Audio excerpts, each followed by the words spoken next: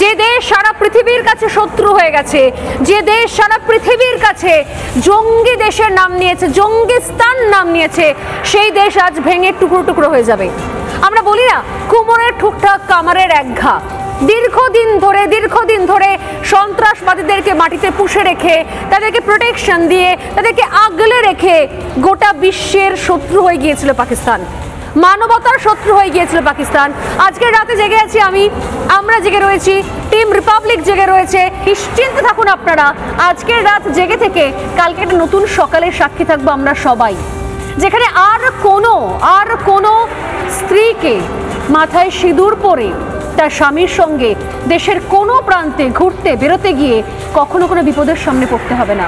আর কখনো কেউ তার সিঁদুর দেখে তার স্বামীর ওপরে গুলি চালানোর সাহস পাবে না। কোনো পুরুষের ধর্ম জিজ্ঞেস করে তাকে অন্য কিছু ধর্মীয় লাইন আওড়াতে বাধ্য করা হবে না, তাকে গুলিতে ঝাঁঝরা করে দেওয়া হবে না। এটা আর হবে না। এই হাতগুলো যাদের ছিল, যারা এই স্পর্ধা দেখিয়েছিল, তাদের মাটিটাই থাকবে না। না আকাশ থাকবে, না মাটি থাকবে, না পোর্ট থাকবে, অর্থাৎ বন্দর থাকবে। প্রজন্মের পর প্রজন্ম কখনো সন্ত্রাসের রাস্তায় হাঁটবে না এবং সিঁদুর দেখলে 10 হাত দূরে থাকবে।